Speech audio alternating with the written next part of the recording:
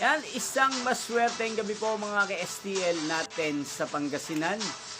Narito na po ang mga numerong nanalo sa STL Pangasinan ngayong gabi ito, April 4, 2026, 8:45 PM. Third draw result. Yan, kitang-kita nyo na po sa screen ng inyong cellphone ang mga numerong nanalo ngayong gabi ito sa STL Pangasinan. Third draw, April 4, 2026.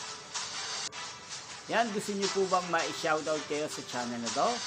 Mag-comment lang po kayo sa video na to para bukas ay ma-shoutout ko po kayo dito sa channel na to.